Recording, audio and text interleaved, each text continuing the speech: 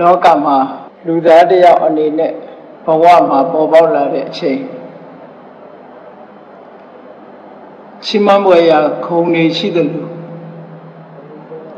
ကဲ့ရဲ့ပြစ်တင်စရာအပြစ်တွေလည်းပဲရှိလာတတ်တယ်အဲ့ဒီအချိန်မှာဘုန်းကြီးတွေလူဘဝရလာလို့ဘဝတစ်ခုရှောင်လန်းလာတဲ့အချိန်မှာတို့တွေဘဝတစ်ခုကိုတန်ဖိုးရှိနဲ့ဘယ်ပုံပဲနည်းကျင့်သုံးလိုက်နာပြီးလှုပ်ဆောင်ကြရမလဲလို့ဒီလိုသိရှိနားလည်ပြီးစဉ်းစားဆင်ခြင်တတ်ဖို့အမှန်တမ်းအရေးကြီးတယ်လို့ဆိုလူတွေရဲ့ human dignity လို့ခေါ်တဲ့လူတွေရဲ့ဂုဏ်သိက္ခာလူသားတိုင်းမှာတော့ရှိကြတာမဟုတ်ဘူး human dignity ဆိုတဲ့လူရဲ့ဂုဏ်သိက္ခာတွေဟာလုပ်ဆောင်ချက်ပေါ်မှာသာမူတည်ပြီးတော့ဖြစ်ပေါ်လာကြတာဖြစ်တယ်လောကမှာလူသားတွေထဲမှာထူးချွန်ပြောင်မြောက်ပြီးတော့အများကိုအကျိုးပြုသွားတဲ့လူသားတွေဟာလူသားတစ်ရပ်လုံးကနေပြီးတော့လေးစားကြတယ်ချီးမွမ်းကြတယ်ရှင်ထဲမှာဆွဲကြံပြီးတော့အမြဲတမ်းဂုဏ်ပြုကြတယ်အဲ့ဒီလိုဂုဏ်ပြုခံနိုင်လောက်အောင်လောကလူသားတွေမှာထူးချွန်ပြောင်မြောက်တဲ့လုပ်ဆောင်ရမယ့်အချက်တွေများစွာရှိတယ်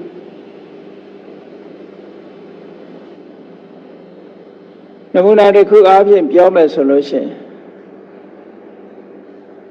ဗုဒ္ဓမြတ်စွာဆိုတာလူသားတွေကပေါ်လာတဲ့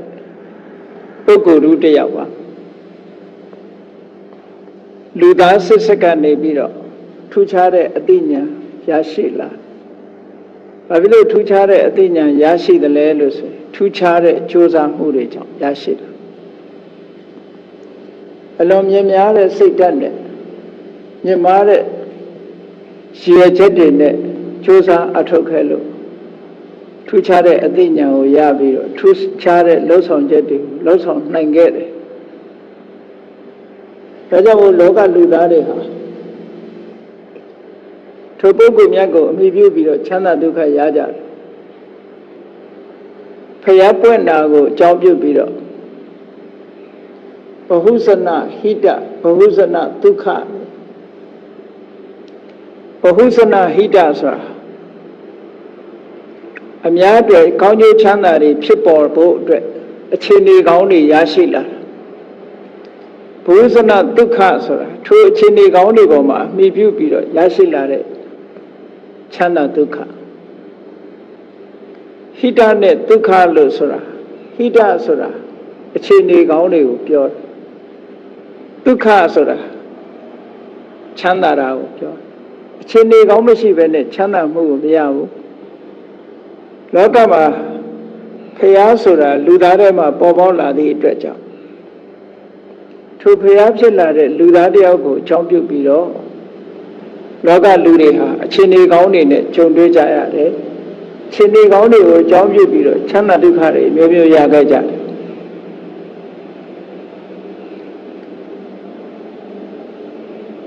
အဲ့ဒါလိုပဲဘုန်းကြီးတို့တွေဟာလေလောကလူသားတယောက်ဖြစ်လာပြီဆိုလို့ရှိရင်လောကအတွက်ဟိတဒုက္ခတို့တွေအခြေအနေကောင်းတွေဘယ်လိုဖန်တီးပေးနိုင်မလဲအများချမ်းသာဖို့အတွက်ဘယ်လိုကောင်းကျိုးချမ်းသာတွေဆောင်ရွက်မလဲဆိုတာဘုန်းကြီးတို့စဉ်းစားဖို့နှလုံးသွင်းဆင်ခြင်ဖို့အမှန်တမ်းအရေးကြီးတယ်ဒါကြောင့်မို့ဒီကနေ့ဘာလုပ်တဲ့လဲလုပ်တဲ့လောက်ထိုက်တာနဲ့ပတ်သက်ပြီးတော့ဘုန်းကြီးတို့စဉ်းစားတဲ့အခါမှာစိတ်ဖြူစင်အောင်ထားဖို့နဲ့အလုပ်ကြိုးစားဖို့ဆိုတာဒီနှစ်ခုဟာ ဒီနေ့ခေတ်လူသားတွေဖို့မှာအမတမအများကိုအကျိုးပြုနိုင်တဲ့လုပ်ငန်းတစ်ခုဖြစ်လို့ဖြူစင်တဲ့စိတ်ထားနဲ့အလုပ်ကြိုးစားဖို့ဆိုတဲ့ဒီနှစ်ခုကိုဘုန်းကြီးတို့ရှင်းလင်းပြီးတော့ဟောကြားပါလောကကြီးကိုကြိုးပြုဖို့လို့ဆိုတဲ့အခါမှာစိတ်ထားဖြူစင်မှုဟာအလွန်အရေးကြီးတဲ့လူတွေရဲ့တဏ္ဍာမှာဖြစ်တဲ့သဘာဝတရားတစ်ခုပဲဘာဖြစ်လို့လဲဆိုတော့လူဆိုတာ society နဲ့နေတာလူဘဝရောက်လာကြတဲ့ကမိသားစုတစ်ခုတည်းရောက်လာအဲ့ဒီမိသားစုမှာလည်းပဲပတ်ဝန်းကျင်တွေရှိတယ်ပေါ့လူဆိုတာအသင်းအဖွဲ့နဲ့နေကြတာဖြစ်လို့ပတ်ဝန်းကျင်ကိုအကျိုးပြုတဲ့လူသားတစ်ယောက်ဖြစ်ဖို့လိုအပ်တယ်ပေါ့ပတ်ဝန်းကျင်ကိုအကျိုးပြုတဲ့လူသားတစ်ယောက်ဖြစ်ဖို့ဆိုလို့ရှိရင်စိတ်ဓာတ်ဖြူစင်မှုဟာအဲ့ဒါမှအရင်ကြတယ်ဒါဖြင့်ဖြူစင်တဲ့စိတ်ထားဆိုတာဘာကိုပြောတာလဲ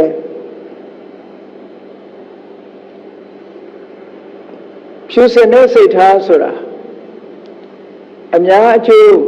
ကောင်းကျိုးချမ်းသာကိုလိုလားတဲ့မေတ္တာစိတ်ဖြူစင်တဲ့စိတ်ထား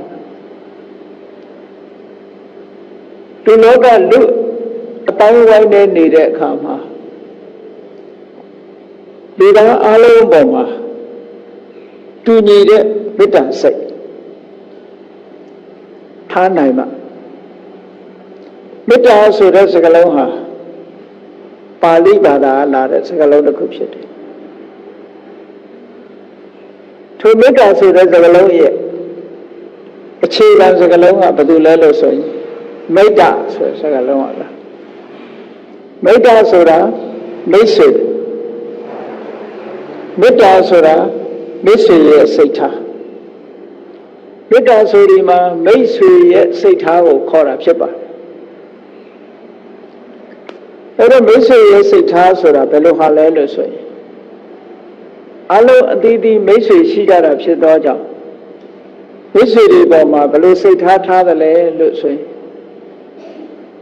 ချမ်းသာစေခြင်းနဲ့ပျော်ရွှင်စေခြင်းနဲ့အစစအရာရာအဆင်ပြေစေခြင်းနဲ့ကောင်းစားစေခြင်းနဲ့ဒီစိတ်ထားတွေဟာမိတ်ဆွေရဲ့စိတ်ထားပဲအဲ့တော့မိမိရဲ့ပတ်ဝန်းကျင်မှာရှိတဲ့တလောကလုံးလူသားတွေပေါ်မှာဒီစိတ်ထားမျိုးကိုထားနိုင်အောင်ကြိုးစားရင်ဒါမေတ္တာထားတယ်လို့ခေါ်တယ်ဒါပေမဲ့မေတ္တာဘာဝနာပွားတယ်ဆိုပြီးတော့အများနားလည်နေတာကတော့အလုံးချမ်းသာကြပါစေဘေးကင်းကြပါစေရန်ကင်းကြပါစေလို့ဒီလိုနှုတ်ကရေးဆိုပြီးတော့ပို့တယ်မှာမေတ္တာလို့ဒီလိုထင်ကြတာတကယ်တော့မဟုတ်ဘူးနှလုံးသားထဲမှာကအဲ့ဒီစိတ်ဓာတ်ရှိနေရမှာဖြစ်တယ်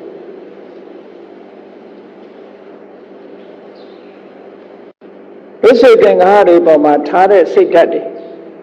အလုံးမိမိရဲ့ပတ်ဝန်းကျင်ဆိုတော့အတူတူလှုပ်ဖို့ကံဘက်တွေ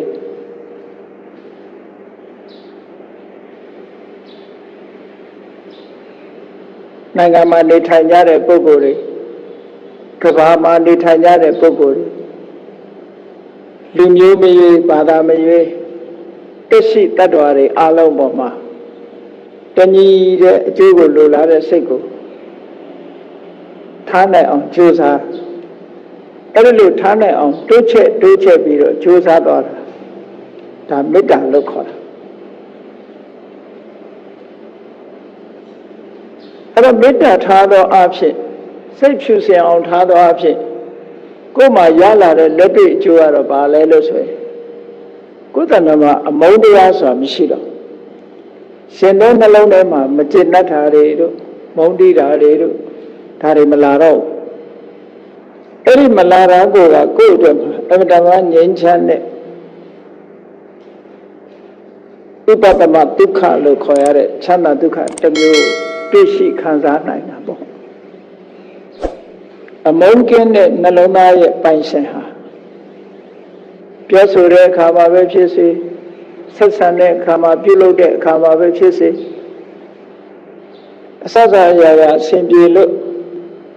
တ ပတ်ဝန်းကျင်ဆက်ဆံရေးလည်းအဆင်ပြေတယ်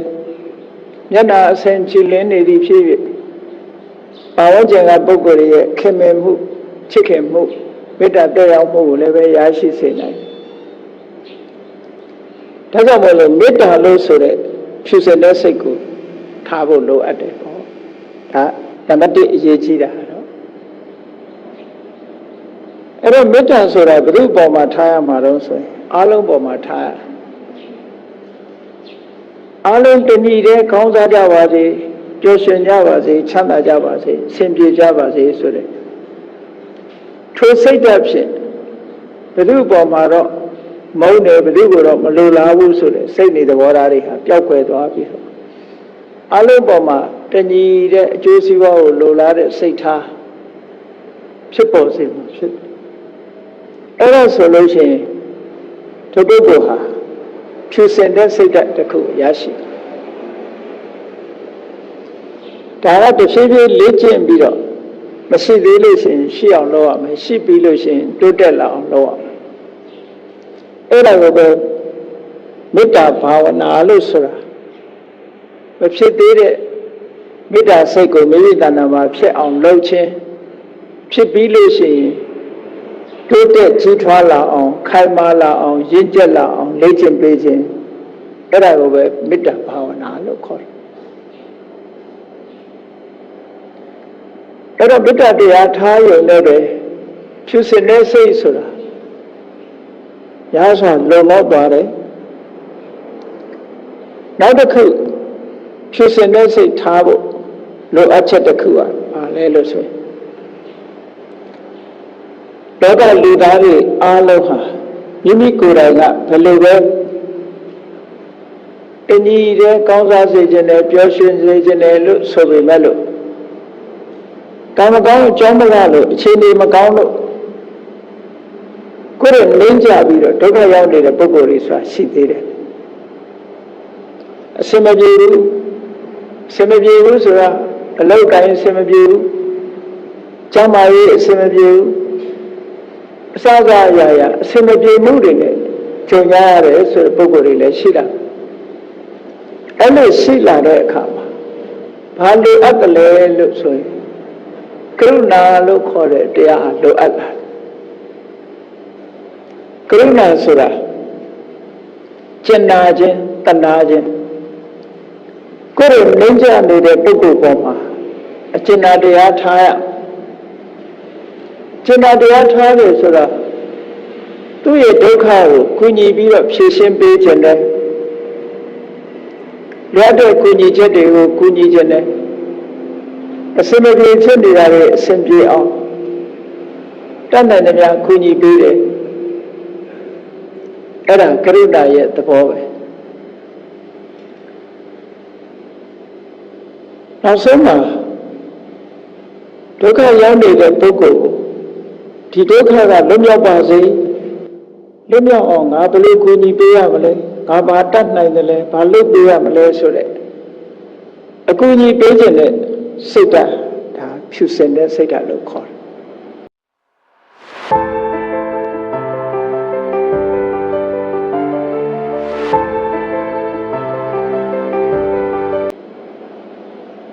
အဲ့ဒီစိတ်ဓာတ်ဖြူစင်မှုဖြင့်လူလောကအတိုင်းအဝိုင်းထဲမှာနေထိုင်ပြီးဆိုလို့ရှိရင်ဒါမှမွန်မြတ်တဲ့နေထိုင်နည်းတစ်ခုပဲ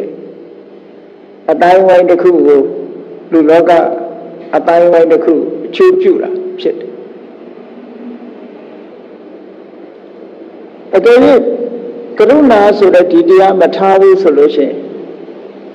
ဘယ်သူတေးတေးမတေးမာပြီးရောဆိုတဲ့ရက်စက်တဲ့စိတ်ဓာတ်မျိုးမိမိရဲ့နှလုံးသားထဲမှာဝင်ရောက်လာတတ်တယ်ဝင်ရောက်လာတဲ့အတွက်ကြောင့်ကိုယ်အကျိုးစီးပွားဖြစ်ထွန်းလာမယ်ဆိုရင်တတိပဲအကျိုးပြက်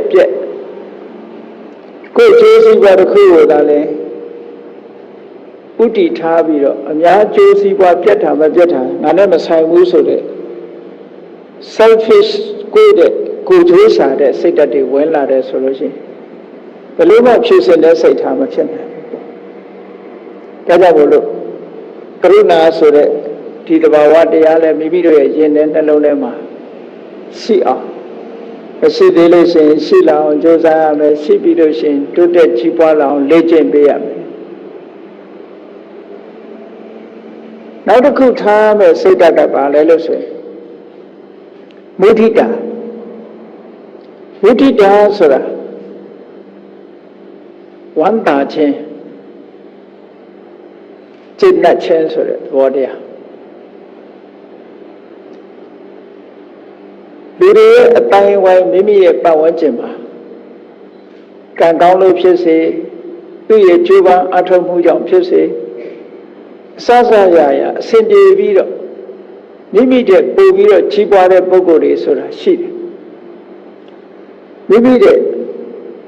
ပို့ပြီးတော့မြင့်မားသွားတဲ့ပုဂ္ဂိုလ်တွေဆိုတာရှိတယ်အောင်မြင်သွားတဲ့ပုဂ္ဂိုလ်တွေရှိတယ်အဲ့ဒီလိုရှိလာတဲ့အခါဝမ်းသာနိုင်ရဝမ်းမြောက်နိုင်ရမယ်ဝမ်းသာတယ်ဆိုတာသူကြိုးစားအားထုတ်လို့သူ့မို့အမတန်ကံကောင်းလို့အခြေအနေကောင်းလို့သူဟာကြီးပွားတိုးတက်သွားတယ်ကြီးပွားပါစေရရှိတဲ့အနေအထားကဘယ်တော့မှမရွတ်လျော့ပါစေနဲ့လို့ဆိုတဲ့ဒီစိတ်ဓာတ်မျိုးမွေးရကိုယ်ရဲ့တာသွားလို့ရှိရင်လည်းဝမ်းသာနိုင်ရမယ်လို့ပြောအဲ့ဒီလိုဝမ်းသာနိုင်ပြီဆိုလို့ရှိရင်အဲ့ဒါမောမြတ်တဲ့စိတ်ဓာတ်တစ်ခုပဲအကယ်၍ဝမ်းမသာနိုင်ဘူးဆိုရင်ဘာဖြစ်လဲဆိုရင် jealousy ဆိုတာဖြစ်လာတယ် jealousy ဖြစ်လာပြီဆိုလို့ရှိရင်မိမိရဲ့အတိုင်းဝိုင်းထဲမှာပါဝင်ကျင်တဲ့အစမပြေမှုဆိုတာတွေပေါ်လာတတ်တယ်ပေါ့ဒါကြောင့်မလို့မိမိရဲ့အတိုင်းဝိုင်းထဲမှာကိုယ်ရဲ့မြင်မာလာတဲ့ပုဂ္ဂိုလ်အောင်မြင်ကြီးပွားလာတဲ့ပုဂ္ဂိုလ်ပေါ်မှာမုဒိတာဆိုတဲ့တရားမျိုးထားနိုင်အောင်ကြိုးစားအထောက်အဒါဟာဖြစ်စဉ်နဲ့စိတ်ထားတွေပဲပေါ့လက်ဆက်ဘုရားသခင်ကိုယ်တော်မြတ်ကလည်းလောကမှာအပေါင်းအသင်းနဲ့နေတာဖြစ်သည့်အတွက်ကြောင့်မေတ္တာနဲ့နေဖို့ကရုဏာနဲ့နေဖို့မုဒိတာနဲ့နေဖို့ပတ်ဝန်းကျင်နဲ့နေတဲ့ပုဂ္ဂိုလ်တွေမှာမေတ္တာကရုဏာမုဒိတာဆိုတဲ့ဒီတဘာဝတရားစိတ်နေစိတ်ထားတွေမိမိရဲ့တဏ္ဍာမှာအခိုင်အမာရှိနေပြီဆိုလို့ရှိရင်ဒါမြင့်မြတ်တဲ့စိတ်ထားရှိတဲ့ပုဂ္ဂိုလ်မို့ဒီတရားတွေကိုဗြဟ္မဝိဟာရလို့ခေါ်တယ်။အဲ့ဒါမှမြင့်မြတ်တဲ့နေထိုင်ခြင်းလို့ဒီလိုပြောတယ်။မြင့်မြတ်တဲ့နေထိုင်ခြင်းဖြင့်နေထိုင်နိုင်ပြီဆိုလို့ရှိရင်ဒီပုဂ္ဂိုလ်ဟာလောကလူသားတွေဖို့အဲ့ဒါမှတန်ဖိုးရှိတဲ့ပုဂ္ဂိုလ်တယောက်ဖြစ်လာနိုင်တယ်။အဲ့ဒါလိုစိတ်ထားမြင့်မားပြီးတဲ့နောက်မှာမိမိအတွက်အားဖြင့်မိမိဟာလောကကိုအနှောက်အယှက်မပေးဘူးလောကကိုပတ်ဝန်းကျင်ကိုစိတ်နေသဘောထားမှန်မှန်ကန်ကန်နဲ့ဖြစ်စဉ်တဲ့စိတ်ဓာတ်အနေနဲ့ဒီလောကထဲရောက်လာပြီအများကိုအကျိုးပြုဖို့မလုပ်ဖို့လိုတယ်လေလို့ဆိုရင်အကျိုးပြုတဲ့လုပ်ငန်းတွေကိုစ조사အထောက်ဖို့လိုအပ်သေးတယ်ဖြစ်စဉ်တဲ့စိတ်ဓာတ်တွေအရင်ခံထားပြီးတော့ကိုလုပ်တဲ့အလုပ်တွေကိုလုပ်ကြရမှာဖြစ်တယ်ဒီလောကရောက်လာလို့ရှိရင်ဘာမှမလုပ်ဖဲနဲ့နေလို့ကတော့မဖြစ်ဘူးတထောင်တစ်ခုမိမိတာဝန်ကျရာလုပ်ငန်းကိစ္စတွေအများအတွက်အကျိုးဖြစ်မဲ့လုပ်ငန်းကိစ္စလုပ်ကြရမှာဖြစ်တယ်အဲ့ဒါလို့လုပ်တဲ့အခါဘာတွေလိုအပ်တယ်လဲလို့ဆိုတော့ကောင်းဆိုးလောကတံကြံ့ကြံ့ခံလည်းရဲ့အာမန်အပြည့်တတိမကွာပညာမြော့မြင်အလုပ်ဝင်လို့ဆိုတဲ့အတိုင်းအလုပ်တစ်ခုကိုလုပ်ပြီးဆိုလို့ရှိရင်လူတိုင်းဟာဘယ်အလုပ်ပဲဖြစ်ဖြစ်အ အခက်ခဲဆိုတာကြုံတတ်တယ်ပေါ့ကောင်းတာလို့ခက်ခဲဆိုတာရှိတတ်တယ်အရေးကြီးဆုံးကတော့ကောင်းဆိုးလောကဓာတ်ကြံ့ကြံ့ခံအလုံးလုံးတဲ့ပုဂ္ဂိုလ်တိုင်းဟာအခက်ခဲတစ်ခုဆိုတာရှိလာအကောင်းအဆိုးလောကဓာတ်ဆိုတာဟာလောကဓာတ်ဆိုတာလောကသဘာဝကိုပြောတာလောကဓမ္မဆိုတဲ့ပါဠိစကားလုံးကိုမြန်မာလိုလောကဓာတ်လို့ခေါ်တာလောကရဲ့သဘာဝလောကရဲ့ nature အဲ့ဒါကိုလောကဓာတ်လို့ခေါ်တယ်အဲ့လောကရဲ့သဘာဝဆိုတာလူတိုင်းလူဘဝရလာတဲ့ပုဂ္ဂိုလ်တိုင်းဟာအကောင်းနဲ့တွေ့ရတယ်လို့အဆိုးနဲ့တွေ့ရအစင်မပြေတာတွေနဲ့လည်းတွေ့တယ်အစင်ပြေတာနဲ့လည်းတွေ့တယ်လောကမှုနဲ့တွေ့တယ်လို့အခက်ခဲတွေနဲ့လည်းတွေ့ရအဲ့ဒီလိုမတူညီနိုင်တဲ့အရာတွေကိုတွေ့တဲ့အခါမှာကြံ့ကြံ့ခံတဲ့စိတ်ထားရှိဖို့လိုအပ်တယ်တဲ့ကြံ့ကြံ့မခံနိုင်လို့တုန်လှုပ်သွားပြီဆိုလို့ရှိရင်မိမိလုပ်တဲ့အလုပ်ဟာအောင်မြင်မှုမရနိုင်ဘူးဒါကြောင့်ကောင်းဆိုးလောကဓာတ်ကြံ့ကြံ့ခံဒါဖြင့်လောကဓာတ်လို့သတ်မှတ်ထားတဲ့အရာဟာ10မျိုးရှိတယ်အသုံးဆောင်ပစ္စည်းနဲ့အောင်မြင်မှုကိုရရှိခြင်းလာဘလို့ခေါ်လာဘဆိုတာရတာဆိုတဲ့အထဲမှာအကုန်ပါတယ်ကျမ်းမာမှုကိုရတာလဲရတာပဲယာရုရတာလဲရတာပဲပစ္စည်းဥစ္စာရတာလဲရတာပဲရရှိလာလူကျင်နာတွေရလာတယ်ကိုလူကျင်နာတွေရလာတယ်ဆိုလို့ရှိရင်ဒါလည်းလောကရဲ့သဘာဝပဲຢာခြင်းဟာလောကရဲ့သဘာဝຢာခြင်းရဲ့ဆန့်ကျင်ဘက်ကဘာလဲလို့ဆိုရင်မရခြင်းအလာပါကိုလိုချင်တာတွေမရဘူးအဲ့တော့ຢာခြင်းမရခြင်းဆိုတဲ့လောကသဘာဝနဲ့ပတ်သက်တာလူတွေဟာစိတ်နေသဘောထားတွေရင်းနိုင်ပြီးတော့သွားတတ်တယ်ရလာပြီဆိုလို့ရှိရင်ဘာဖြစ်တတ်လဲရလာမှုကိုအကြောင်းပြုပြီးတော့မောက်မာလာတယ်ဝါကြွားလာတယ်ပတ်ဝန်းကျင်ပေါ်မှာအထင်သေးအမြင်သေးတွေဖြစ်လာတတ်တယ်ဒါလောကဓာတ်ကိုခံရတယ်လို့ပြောတာရိပ်ရိုက်မှုလို့ပြောတာ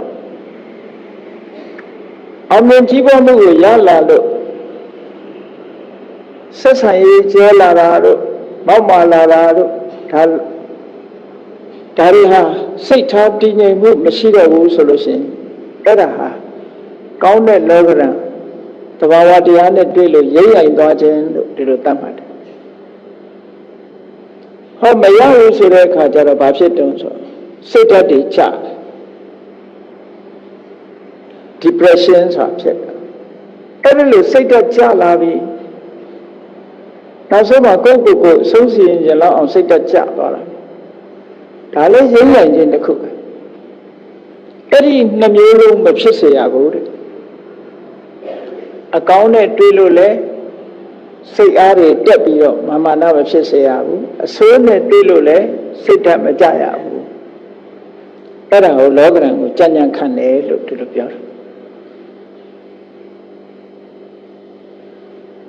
နောက်တစ်ခုကတော့ယတအာယတလို့ခေါ်တယ်ယတဆိုတာကိုယ်မှာအပေါင်းအသင်းတွေအချွေရန်တွေဒါတွေများတဲ့အခါရှိတယ်အာယတဆိုတာ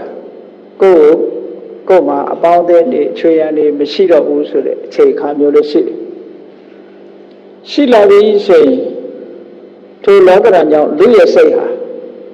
မောက်မာလာတတ်တယ်မာမနာတွေတက်လာတတ်တယ်မရှိတော့ဘူးဆိုတဲ့အခါမှာစိတ်ဓာတ်တွေကျသွားတတ်တယ်အဲ့ဒါဟာလောကဓာတ်ကြောင့်ရိပ်ရိုက်တယ်လို့ခေါ်တယ်အဲ့ဒါလို့မဖြစ်ရအောင်မရှိခင်ကလို့ရှိလာတဲ့အခါမှာထူးမခြားနာဖြစ်ဖို့မရှိတဲ့အခါမှာလည်းရှိနေတော့ကလို့ထူးမခြားနာဖြစ်ဖို့စိတ်ဓာတ်တည်ငြိမ်မှုရအောင်ကြိုးစားအထောက်ရမယ်လို့ဒါကိုကောင်းဆိုးလောကဓာတ်ကြံ့ကြံ့ခံနောက်တစ်ခုကတော့ဆိုရင်နိန္ဒာနဲ့ပတ္တန်တာ နေနာဆိုတာကိုအကဲ့ခံရတာပတန်တာဆိုတာချီးမွမ်းခံရတာဒီဆိုတာချီးမွမ်းရင်သဘောကျတယ်ကဲ့ရဲ့ရင်မခံနိုင်ဘူးပေါ့ကဲ့ရဲ့လို့စိတ်ဓာတ်တုံ့လှုပ်သွားလို့ရှိရင်ဒါလောကဓာတ်မခံနိုင်တာချီးမွမ်းလို့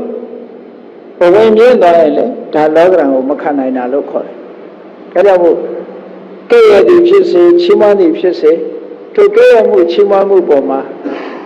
အဓိကပဓာနမထားပဲနဲ့ကိုယ်လမ်းကြောင်းပေါ်ကိုမှန်မှန်ရှောက်နိုင်အောင်ကြိုးစားတာဒါလောကဓာတ်ကိုကြံ့ကြံ့ခံတယ်လို့ပြောတယ်နောက်တစ်ခုကဒုက္ခနဲ့ဒုက္ခဒုက္ခဆိုတာအစဉ်ပြေတယ်ချမ်းသာတယ်ဒုက္ခဆိုတာအစဉ်မပြေဘူးဆင်းရဲတယ်ဒီချမ်းသာနေပြီအစဉ်ပြေနေပြီဆိုရင်လူတွေမှာ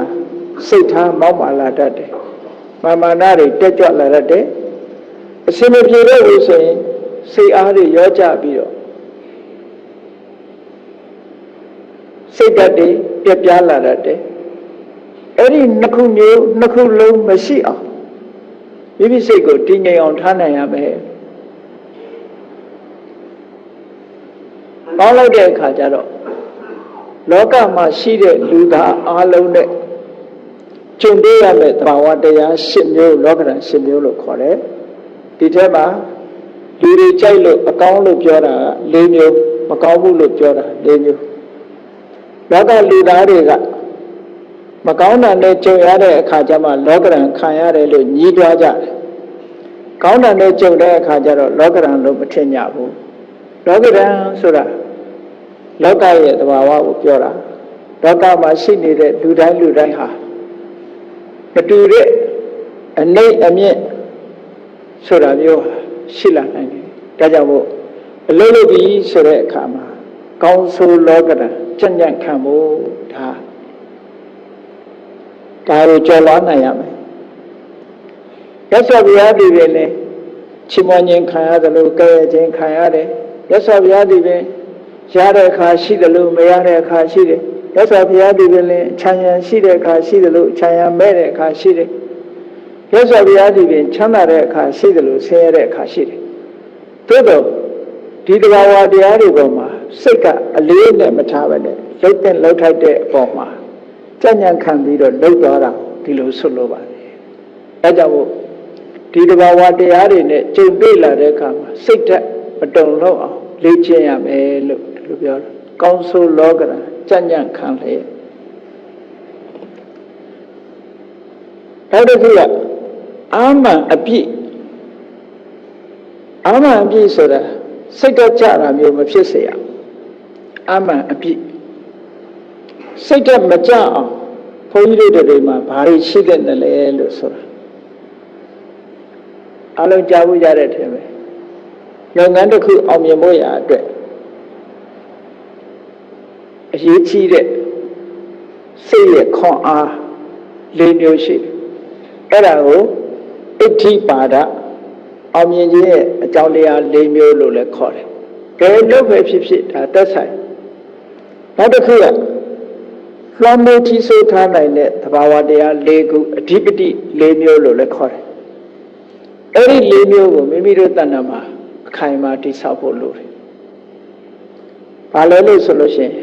သန္တာဝိရိယစိတ်တဝိမာန်တသန္တာဆိုတဲ့စကားလုံးကမြန်မာစကားလုံးလိုဖြစ်နေတာပါပဲ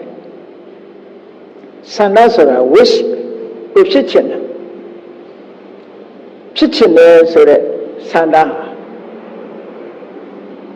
အခြေခံအဖြစ်အမှန်တမ်းအရေးကြီးတယ်လို့ပြောတယ်။ဘာဖြစ်ချင်လဲဘာလုပ်ချင်လဲဝေးကြည့်လိုက်လို့ဘာမှမဖြစ်ချင်ဘူးဆိုတဲ့လူတယောက်ဟာသန္တာမရှိတဲ့လူတယောက်ဖြစ်တယ်။ဖြစ်ချင်တယ်ဆိုတာရှိရဆက်ပြီးတော့တွေးရမှာဖြစ်ချင်တယ်ဆိုတာရှိပြီးတဲ့နောက်ဘာလုပ်ရမလဲဆိုရင်ကြိုးစားဖို့နောက်ကလိုက်ရဒါမို့သန္တာပြီးတော့ဝိရိယကြိုးစားပြီးဆိုတဲ့အခါအခက်ခဲကြုံလာတတ်တယ်ကြုံလာလို့ရှိရင်စိတ်ဓာတ်ကြံ့ခံရမယ်စိတ်ဓာတ်ခိုင်မာရမယ်အဲ့တော့သန္တာရှိရုံကြိုးစားအထောက်ရုံစိတ်ဓာတ်ခိုင်မာရုံနဲ့ရပါလားဆိုမရသေးဘူးဘာလို့ဆိုဝိမာန်တ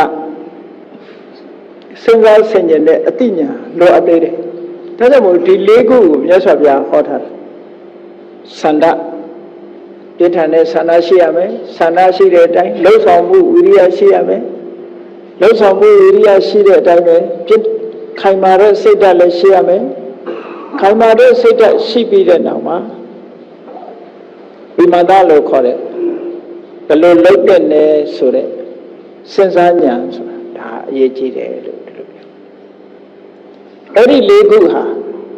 မိမိတို့ရဲ့တဏ္ဍာမှာမရှိသေးရင်ရှိအောင်လုပ်ရှိလာရင်ခိုင်မာအောင်ကြိုးစားဖို့ဣတိပါဒ၄ပါးဓမ္မစာပေထဲမှာလည်းပါဠိစာပေကဆက်လွယ်ပြီးတော့ပြောကြတယ်သန္တဝတ္တောခိဏမကမ္မနသိစတိဆန္ဒရှိပြီဆိုရင်မပြီးနိုင်တဲ့အလုပ်မရှိဘူးလို့ဆန္ဒကြီးရင်ကြံသမျှပြည့်စည်တယ်လို့ဒီလိုပြောကြတယ်နော်စိတ်ဆန္ဒဟာပြင်းပြင်းထန်ထန်ရှိရမယ်လို့ဒီလိုပြောတယ်အဲ့ဒီစကားကိုအလျော်အင်္ဂလိပ်ဘာသာနဲ့ပြောမယ်ဆိုရင်ဆန္ဒ makes the impossible possible လို့ပြောဆန္ဒ makes the impossible possible ဆန္ဒဟာမဖြစ်နိုင်တာကိုဖြစ်အောင်လုပ်နိုင်တယ်လို့ဒီလိုပြောwish to do ဆန္ဒဆိုတဲ့စကားလုံးကိုအင်္ဂလိပ်လိုပြန်တဲ့အခါကျတော့ wish to do လုပ်ချင်အဲဒီ wish to do wish ဟာ makes it the impossible possible မဖြစ်နိုင်တာတွေကိုဖြစ်အောင်လုပ်နိုင်တယ်လို့ရသော်ဘုရားအလောင်းသူမိရာယတိဖျားဖြစ်တာအဲ့ဒီဆန္ဒကြောင့်ဖြစ်တာဖျားဖြစ်ခြင်းနဲ့ဆန္ဒရှိဒီဘုရားရသော်ဘုရားနဲ့တွေ့တဲ့အခါဒီဘုရားရသော်ဘုရားထံတရားနာပြီးတော့တရားဓမ္မကျင့်သုံးမယ်ဆိုရင်သူ့ရဲ့အတိညာအရာဉာဏ်နာဖြစ်နိုင်တဲ့အနေအထားတစ်ခုရှိလုံလောက်တယ်သို့တော့သူ့ရဲ့ဆန္ဒပါလဲလို့ဆိုရင်ဒီပင်ကရာမြတ်စွာဘုရားလို့ဘုရားဖြစ်ပြီးတတ္တဝါတွေကတည်ခြင်းတယ်ဆိုတဲ့ဆန္ဒပဲအဲ့ဒီဆန္ဒကြောင့်ဘုရားဖြစ်တယ်အဲ့တော့တာမန်အဖြစ်ကြည့်မယ်ဆိုရင်အဲ့ဒီချိန်မှာဘုရားဖြစ်ဖို့ဆိုတာအလံအဝေးကြီးပဲသို့တော့ဖြစ်သွားတာအချင်းဆိုတာတော့ရှိတာပေါ့အခုဖြစ်ခြင်းအခုလုပ်လို့တော့ပဲရအတိုင်းအတာတစ်ခုရှိတယ်ပေါ့အဲ့ဒါကြောင့်မလို့ဆန္ဒ makes the impossible possible မဖြစ်နိုင်တာတွေကိုဖြစ်အောင်လုပ်သွားတာဒီဆန္ဒပဲဒီနေ့ခေတ်လောကမှာဒီပစ္စည်းတွေတီထွင်သွားတဲ့ပုဂ္ဂိုလ်တွေချိအဆောက်ပါဒီလေမြန်တို့ဘာလို့တီထွင်သွားတဲ့ပုဂ္ဂိုလ်တွေပဲချိဘလောက်ကြိုးစားလာခဲ့တယ်ဒါဖြစ်ချင်လာအောင်ဘလောက်လုပ်လာခဲ့တယ်ဆိုတာတမိုင်းကြောင်းတွေအသက်သေကဟောဒါကြောင့်မလို့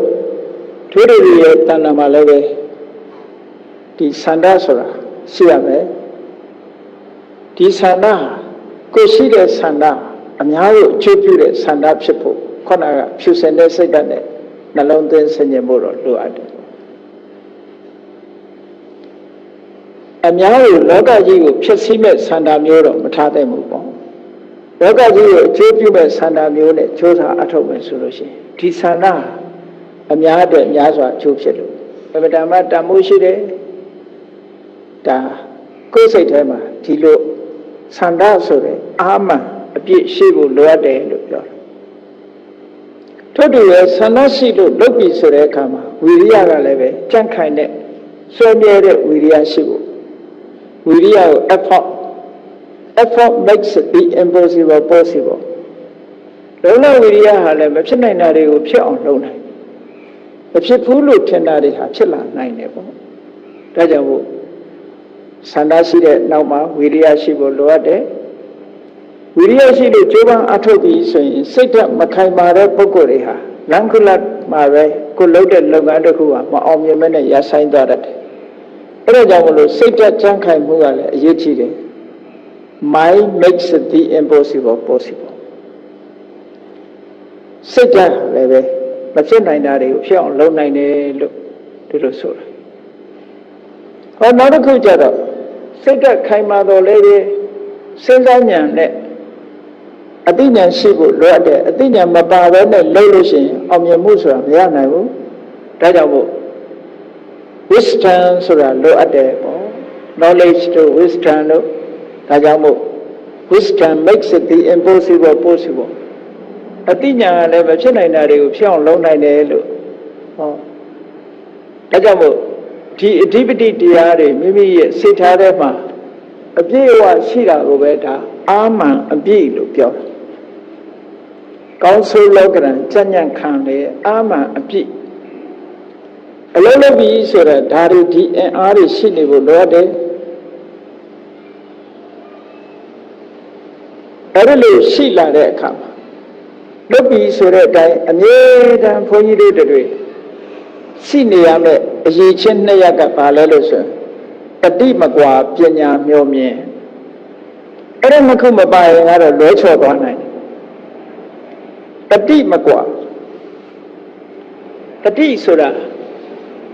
ကိုလုပ်တဲ့အလုပ်ပေါ်မှာအမြဲတမ်းအမှတ်ရနေတာအာယုန်နဲ့စိတ်နဲ့မကင်းမကွာဖြစ်နေတာကိုတတိလို့ပြောအဲ့ဒီလိုအမြဲတမ်းတတိရှိနေဖို့လိုအပ်တယ်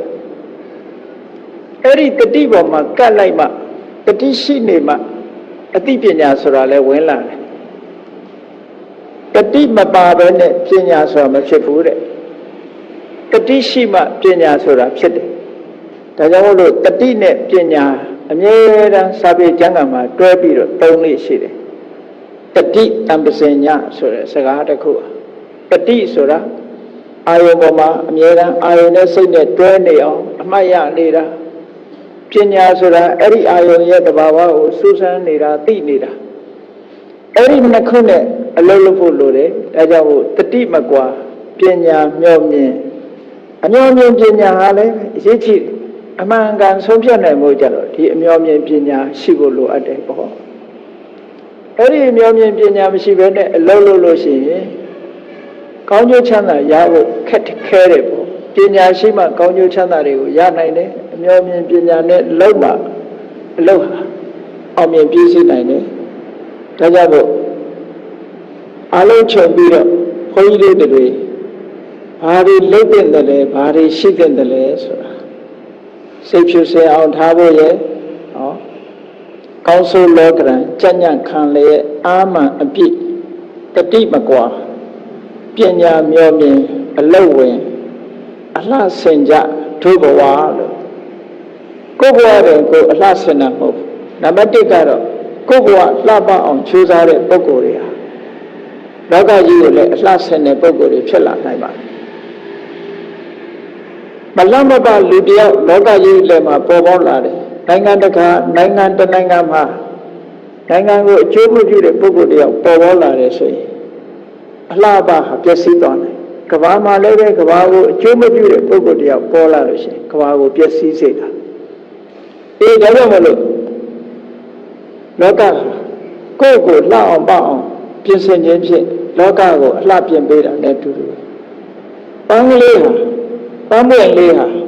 သူ့ဘာသူလှတာလှခြင်းအဖြစ်သူ့ရဲ့ပတ်ဝန်းကျင်ကိုလည်းပဲသူကလှပသွားစေတတ်တယ်အဲ့တော့လောကလူသားတွေဟာကြိုးစားရမှာကိုယ့်အကို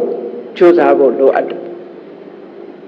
ကိုယ့်ဘက်ကအကောင်းတွေဖြစ်နေအောင်ကြိုးစားခြင်းဖြင့်ကိုယ်ဟာလောကကိုအကျိုးပြုတဲ့ပုဂ္ဂိုလ်ကြီးဖြစ်လာနိုင်တယ်ဒါကြောင့်မို့ဒီကနေ့ဘုန်းကြီးတို့ကောင်းဆိုးလောကရန်ကြံ့ညံ့ခံလေအာမန်အပြည့်တတိမကွာပညာမျှော်မြင်အလုံးဝင်အလှဆင်ကြဒုက္ခဝါဆိုတဲ့ကြပြလင်္ကာလေးအတိုင်းစိတ်ဖြူစင်အောင်ထားပြီးတော့အလုတ်ချိုးစားခြင်းဖြင့်ဒုက္ခဝါတိုးတက်လာလိမ့်မယ်တိုးတက်လာတဲ့ဘဝတိုးတက်လာအောင်လှုပ်ခြင်းဖြင့်မိမိတို့ရဲ့ပတ်ဝန်းကျင်မိမိတို့ရဲ့လောကကြီးကိုလည်းအလှဆင်ပြီးသားဖြစ်လိမ့်မယ်လို့ကိုယ်စီသဘောကျပြီးကျင့်ကြံကြိုးကုပ်အားထုတ်နိုင်ကြပါစေကုန်သတည်း